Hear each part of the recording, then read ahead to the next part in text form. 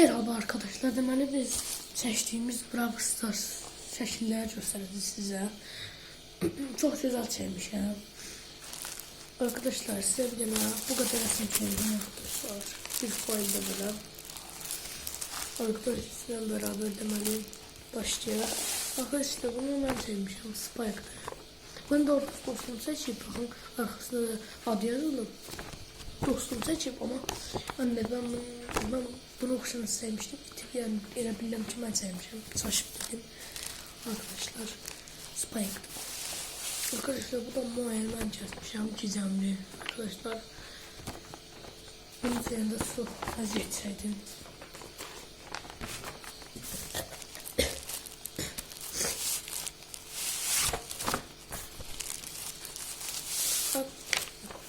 Arkadaşlar bu da bizim anları Brawl ait değil ama niye en azından ele verip göstermek istedim de size.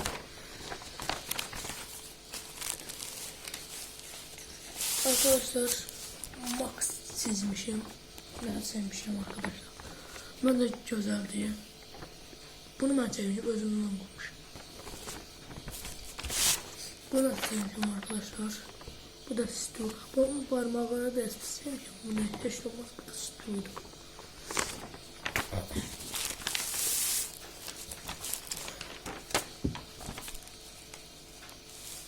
Arkadaşlar bunu ben söylemişim arkadaşlar. Crow Cordonius. Ben bunları arkasına yazmışım ki efsanevi. Arkadaşlar çok güzel sevmişim. Değil mi? Çok güzel bence.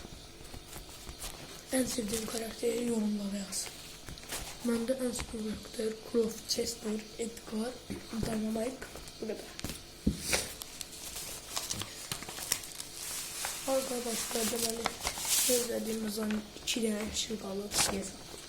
Burada Draco'da arkadaşlarımızı sevmişim. Efsanevi.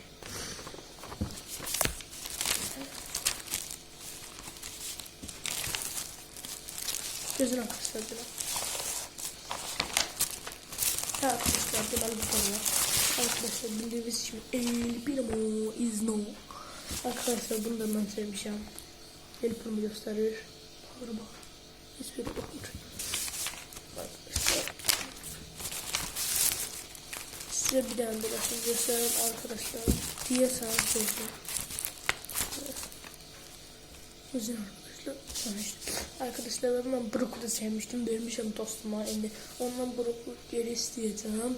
Anladı. Brook'u geri isteyip Brook'ta sam verelim. Onun benim 45 karakterim var. Bu kadar. Story o mahmur kostümü var arkadaşlar. Seçtiğim ve bu da arkadaşlar. Zaten sevdiğim arkadaşlar buzdu. Bu niye yazdılar biraz tersine görsün diye. Buzdu arkadaşlar.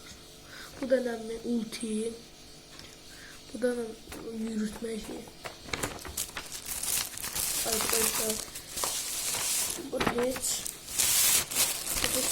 Arkadaşlar bu kadardı. Ne de sevmişim yorumlara yazın. Hangi sevdiğinizse adlarını yorumlara yazın. Like atmayı da unutmayın.